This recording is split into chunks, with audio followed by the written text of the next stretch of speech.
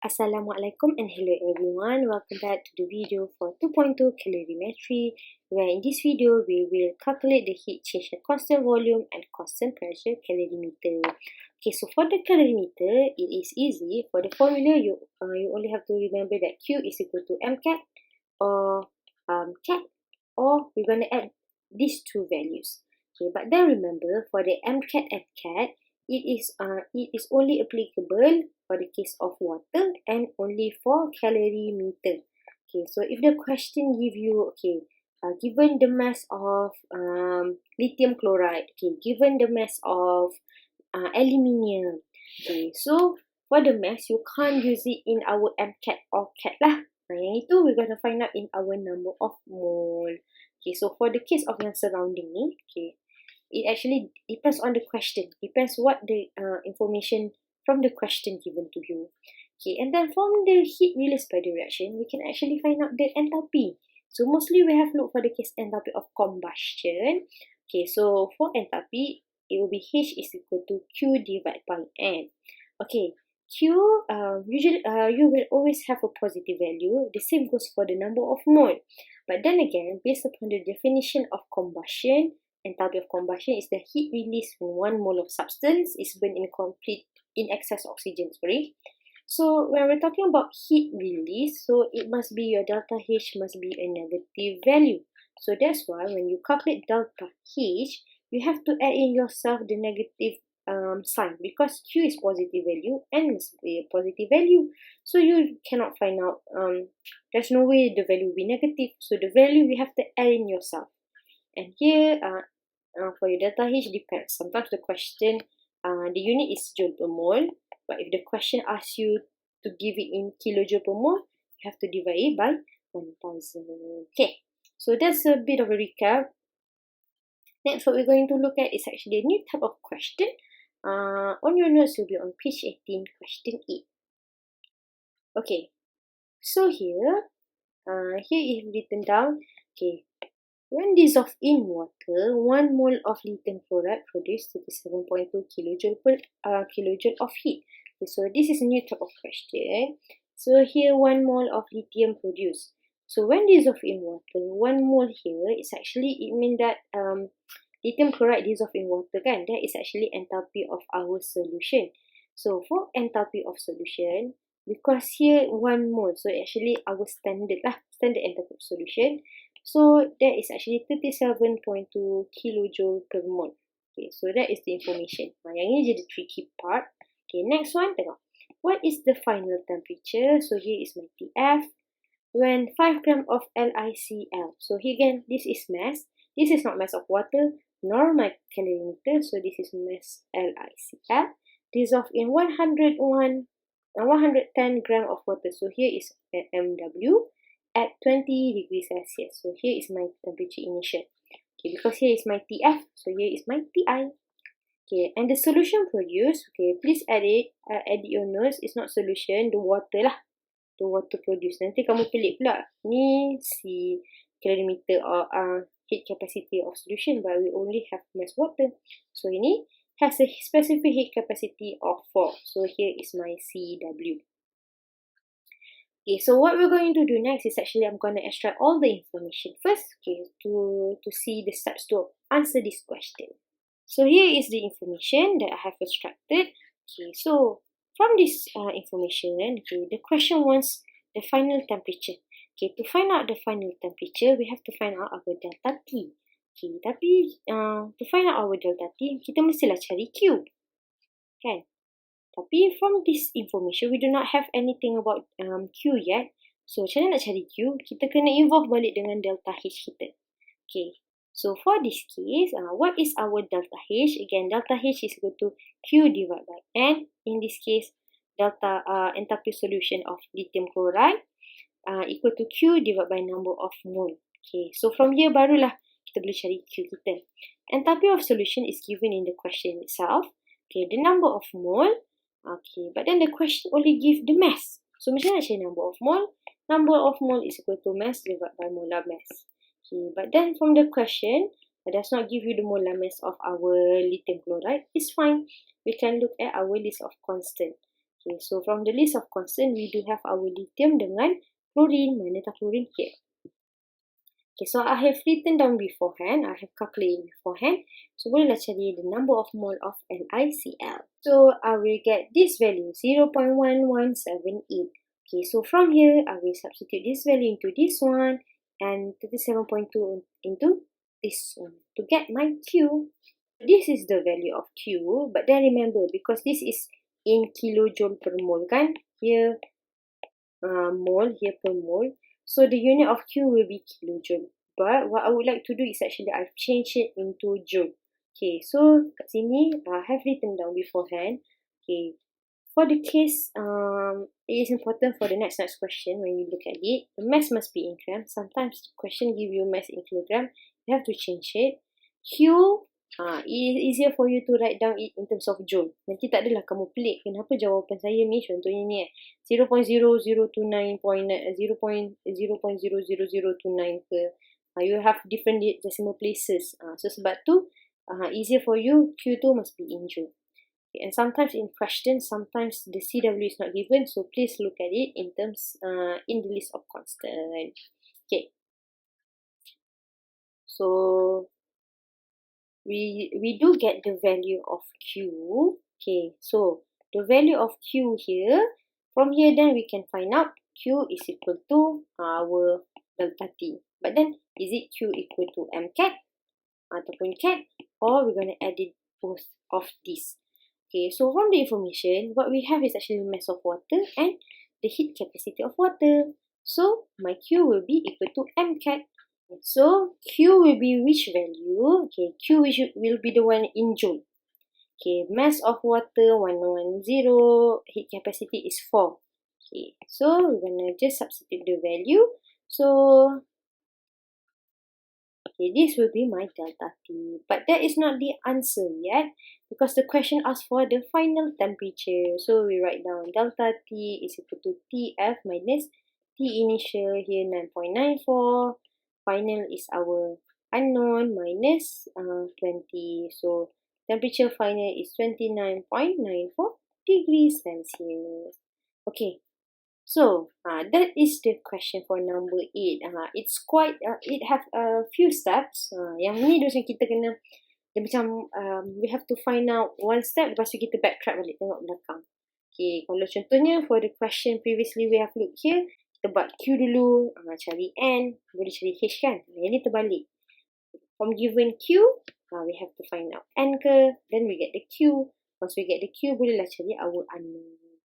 Again, kat sini, sebab when we're talking about this one, okay, dah start dekat sini, sebab tu pentingnya. Please add in your notes, mass must be in gram, Q must be in joule. Memang kena in joule. So nanti kamu tak confuse. Kalau contohnya memang dekat sini kamu nampak in kilojoule kan, change it into joule. So that you won't get confused or a bit of careless mistake at the end of the, at the end of your calculation itself. So please and the heat capacity of water, if it's not given in the question, it must be written down in your constant lah. So kena tengok. Okay, so that's for question 8. Question 9 until question 12 is the same question as this one. Okay, so you have to please be mindful of this one lah. Okay, not only what is your Q, your delta H is equal to Q divided by N. Make sure that your Q must be in joule. Okay, so kita tengok dekat sini. Okay, so for the case here it give it to you the value to be negative. Tapi when you calculate your delta H Q divided by N, negative ni kita akan ignore. Sebab negative ni kan the one that we add in ourselves because to show that the heat release kan. Okay, but when you calculate negative yang kat sini, ignore. If the delta H is given to you, kita ignore negative. Kalau kita kena cari delta H, yang itu kita kena tambah sendiri. Okay? Okay, kalau kita tengok question this is the question itself. Lagipun tengok ni, dia bagi dekat kita, this is the volume of water. So we know that we have MW lah. Tapi kalau water, it always about M cat.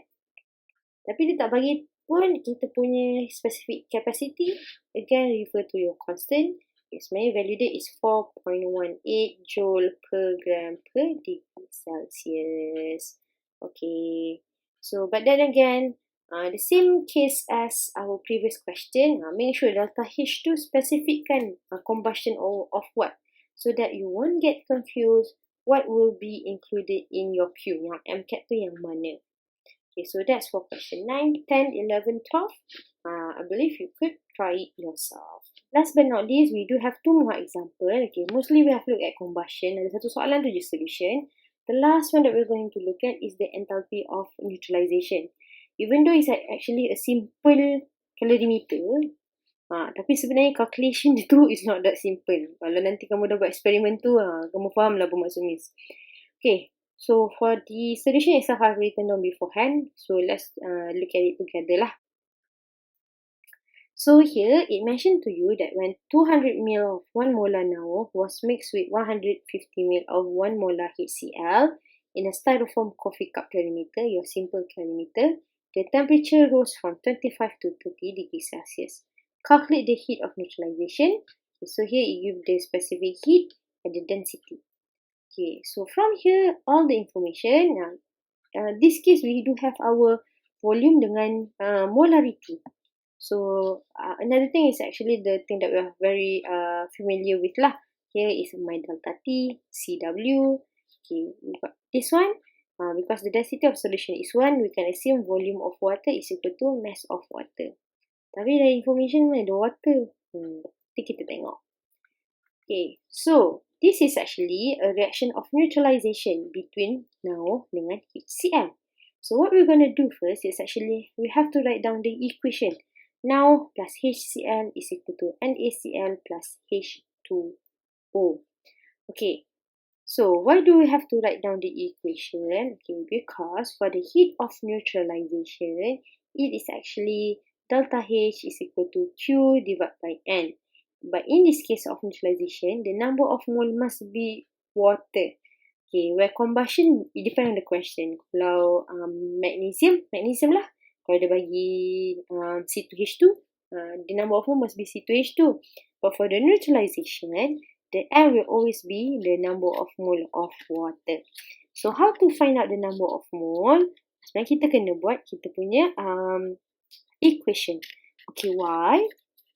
Because to find out the mole of product, we have to find out from the mole of reactant. Okay, from the question itself, dia dah bagi the reactant for both, dia dah bagi information about both of the reactant. So again, dia macam balik pada chapter 1 semester 1, limiting reactant, if you still remember. Okay, so from here, what you have to do is actually you have to find out number of mole of both, then you have to find out number of limiting reactant. Why? The number of mole of water will always be equal to the number of mole of our limiting reactant. Okay, dalam case ni, the information given is actually M and V, where the V is in milliliter. So how to find out N? N is equal to MV over 1000. Okay, so when N is equal to MV over 1000, we can only substitute this straight away. So we know that the number of mole of NaO is 0.2, when number of mole of HCl is 0.15. Okay, so here is 1-to-1 ratio kan, 1-1 ratio, saya pun 1. It will be easier, just take the value straight away. Okay, so from here, as you can see that the HCl is our limiting reactant. So when HCl is the limiting reactant, okay, remember number of mole of H2O is equal to the number of mole of our limiting reactant, which is HCl. Okay, so we do get 0.15 mole. Okay, so dekat sini we get my number of mole. Baru satu step pun, one step ni pun ada banyak sikit dia punya calculation. Okay, next is actually we have to find Q. Okay, for the case of, for this case, we do not have any information about calorimeter, tak ada kan? What we have is actually about water. Tapi water tu pun sebenarnya dapat daripada yang specific heat ni. Okay, so how do we find it? It actually, okay, apa yang kita akan guna is actually Q is equal to MCAT. Okay, macam mana nak cari mass of water ni? Okay, sebenarnya kita tahu when we add up NaOH dengan HCl, we do get our H2O. Tapi that is only the volume. Okay, so kita tulis dulu volume of water is equal to volume of H2O plus volume of HCl. Okay, sebenarnya macam kenapa kena cari volume ni? Kan kalau mass kan senang, mass NaO, mass HCl kan, plus mass HCl. Nanti leceh nak buat. Senang kita ambil volume dulu. Sebab we know when the density is equal to 1, we know that the mass must be equal to volume. So, sebab itulah kita cari volume dulu. Just straight away sahaja. Okay, so the volume of H2O, again, the amount of this is actually when we add up these two values. Volume of HCl is 150, volume of NaO is 200. So we do get the total volume is 350, since we know density is equal to 1, hence we know that the mass is equal to our volume.